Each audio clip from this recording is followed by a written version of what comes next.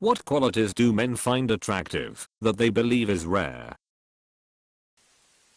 It's weird how many people think they are caring and empathetic, but who are actually fairly narcissistic, self-involved, and not attentive to the needs of others. So empathy, I guess. I'm an empath. I had a roommate who called herself an empath, but simultaneously wished death upon anyone who so much as cut her off in traffic. She was also the biggest narcissist I've ever actually met in my life. 33. Most empaths mean that they can sense the emotions of others, which most people can easily do through facial expressions and body language. They don't mean that they care about them.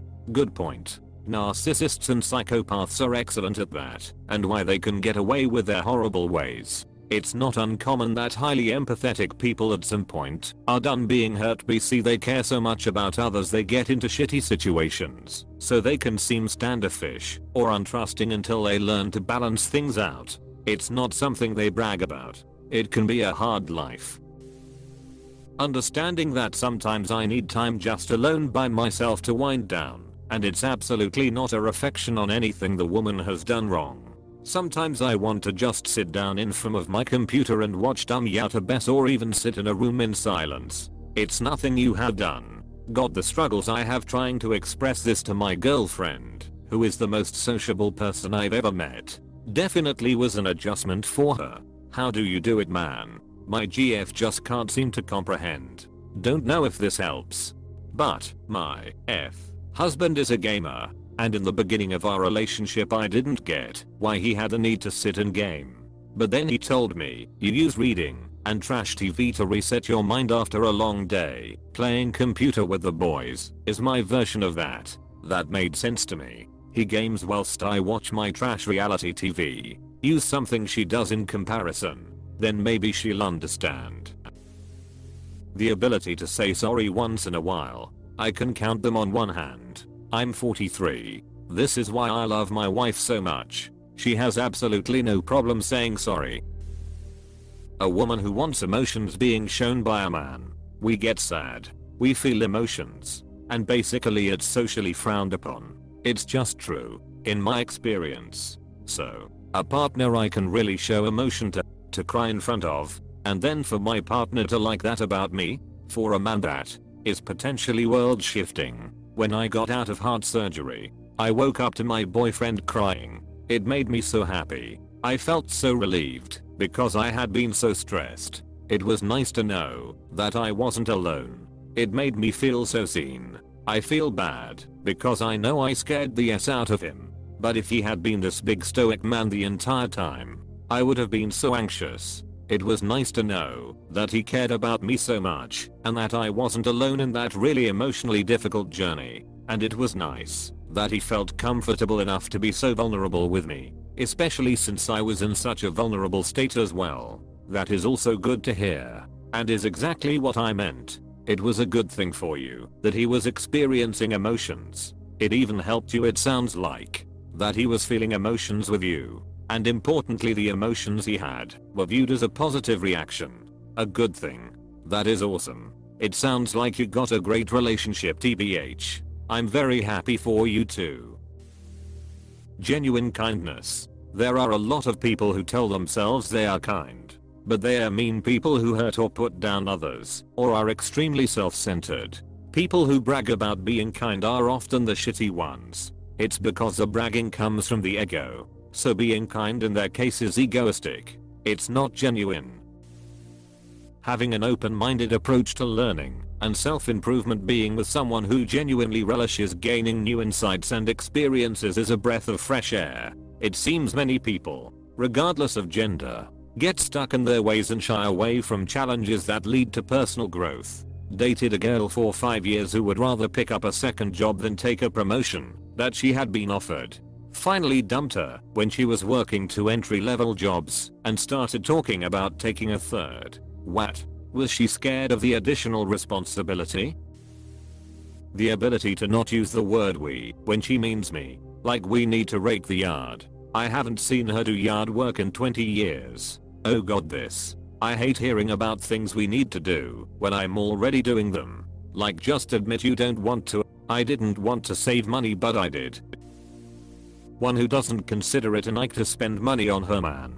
I don't mean her providing for everything, but to be thoughtful and enjoy treating him to dinner, gifts, or anything else that'll put a smile on his face just because she wants to. Social media is full of women saying, Ike if he ever wants her to spend money on him or take him to dinner. I don't even think it's about money, but just interest and investment. Watching one of her favorite movies is us just having a movie night. Sure, I haven't seen Anne of Green Gables, but I went in with an open mind and ended up really liking it. Watching one of mine is a favor to me. Wanting to introduce her to like Star Wars or James Bond. I guess we can do that. Goes in with a closed mind and leaves exactly the same. Going out swing dancing took me really out of my comfort zone, but now I really enjoy it and is something we do together.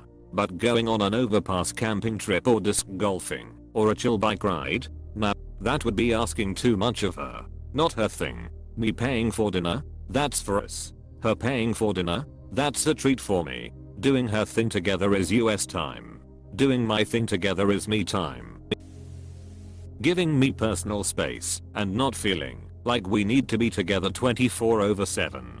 I've been talking to a woman who will quite happily go days without getting together or even talking, and I don't think I could go back. It's nice to miss someone. She was fully open about this from the start. About hating the whole 24/7 in contact thing. Like a never-ending text conversation when apart. One love it. I'm a fan of letting time help us miss one another. I tend to cabin feverishly destroy a relationship. If there's no alone time for myself, I like to have news and updates. Less boring this way, lol. Total honesty. If she tells me exactly what she thinks on a topic, she is connecting me directly with what is in her heart and who she is. I only ever knew one woman like that, and I fell very deeply in love with her. She joined our hearts together. Being emotionally mature with healthy boundaries. It's such a rare gem. Honesty, the unicorn of relationships. Good communication skills. It's hard to describe, but I'll do my best. But the most important quality in a woman is to not make me feel like I can't do anything that doesn't involve her, or she'll get mad. So I need to be allowed to meet up with a friend and go to do something without her complaining. And this is something I always do to a woman. So for example, my girl right now is going to a class reunion and apologized that she can't spend the weekend with me. I work as a traveling welder, so I'm only home on weekends, and I told her that she doesn't need to worry. A class reunion happens once, and we will meet on Sunday anyway, so just a couple extra days to look forward until we meet again. And she looked really happy about my answer. So this is how I want it to be for me too, which is the case with my girl too. When my husband and I got married, a guy friend of ours from college said it made him a bit sad because he wouldn't be able to go and do things like week-long bike trips or canoeing with my husband. I said, oh please God, just drag him off. I'm happy to not be included in stuff like that. Time apart is really important, Imo. I fully agree with you here. Redheads are like 2% of the population. Not all men like em, but I sure do. As a male redhead, I wish this went both ways. That one meme of ginger guys vs ginger girls has always been funny to me. My redheaded guy friends grew their hair out long and get nothing but constant compliments on it from women. Not sure your hair length, but you might want to consider it. As a long-haired ginger, I can attest. They love it. How long are we talking? From one ginger to another. Being patient and a good conversationalist. Nowadays it's rare to find a girl who doesn't mind growing up with us while we are overcoming lack of experience, mistakes and obstacles on the path. Now we have to be perfect, established and good entertainers. In my personal experiences dating, it's actually surprisingly uncommon for women to put investment into getting to know you. Can't tell you how many dates I've been on where it was just getting to know her. I'd leave the date and realize, she doesn't even know anything about my life. Not that she asked anyway. The first woman I met that actually asked me how my day was, remembered what I said, and then followed up the next day about how I was doing in regards to the prior question. It kinda shocked me, and it was the most warm, loving feeling I've felt in years. Sounds sad as honestly, but that's just my experience. and one I've heard many men talk about. It's far worse in online dating. Getting the reply okay and then being told you're boring because you don't know how to talk to a woman. I don't consider myself to be boring. I think some women have way too much of the expectation you'll take the lead on literally everything in the relationship. It's boring dating someone who doesn't even seem to know who you are. If you don't seem to take the time of day or put in any effort to get to know me, reality is you're not getting a seminar on my life one day. I'll just move on. Thanks for sharing. I've usually been the one learning about the man and left waiting for a soul who is genuinely interested in return. It's good to hear that there are thoughtful men out there who will care to learn about a woman beyond the superficial and who appreciate her interest in them. I like women who are a bit odd. Taking the initiative, even if it doesn't always go as planned. That and owning up to when a mistake is made without it becoming a huge issue. Being straightforward. I think many men can be bubbly if you get them talking on something they really enjoy. It might take a couple of conversations in person for me to get there, though. I think one of the most attractive things I find in women is intelligence and being able to communicate that in a non-superior way. I just like to talk and learn about all sorts of things. So if you can talk to me about anything from the latest news, politics, business, travel, TV, music, movies, etc., and also teach me things, I love to learn, and I'm not threatened by someone more intelligent than me. True, I'm an engineer and all my guy colleagues are actually bubbly. Even the really shy ones are actually cheeky, playful and fun when they do and talk about what they know and do best and actually feel others are interested. People who don't know them well seem genuinely surprised when I mention that Zaya's super funny or that we are late cause we were stuck in an interesting conversation. I don't think it's that rare, but it's probably also because I mostly deal with guys in environments they already feel comfortable in. I dated someone who made me realize how much I enjoy a woman who can make me laugh. Not just appreciates a good sense of humor, but can actually be silly and funny too. Ever since we broke up I realized how rare that is. I hate to feed into the stereotype that women aren't as funny as men, but it's simply what I've experienced. Women generally enjoy a guy who's funny, but women who can hold their own and make the guys laugh back are much rarer. Showing some agency/initiative/opinions of their own. I find too many women are very passive, at least early on. Once I was out with someone, and when the light turned green at a crosswalk she just stared at me waiting for me to start crossing the street first. Like, come on. This is one I'm starting to actually build on. I used to think guys were really into passive women and hated myself for not being like that because of hero's instinct and whatever else. But it seems like I should try being confident and so comfortable in my own skin that the guy I'm dating is like impressed. It's sort of the flip side of the nice guy attitude. I completely understand wanting to be treated to a night out / not having to plan the date and all that. There's nothing wrong with that. But if we are talking and I say something that you have an opinion about, tell me your opinion. Don't just agree for the sake of agreeing. Maybe other men are different, but I really want someone who will challenge me in a respectful way. Of course. Oh yeah. Debates are fun. I remembered a female friend I had who agreed on everything her crushes would say.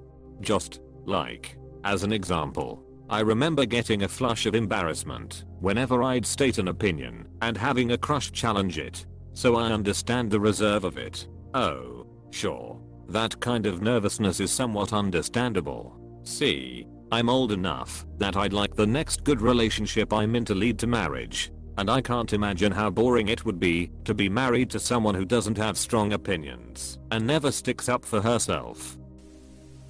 Being able to converse about a wide range of topics with an open mind without judgment and with some originality. Loyal and faithful to the person they're with without needing validation from other men. No need to cause drama to keep her interested. Is explicit in how she communicates. Not expecting me to read her mind.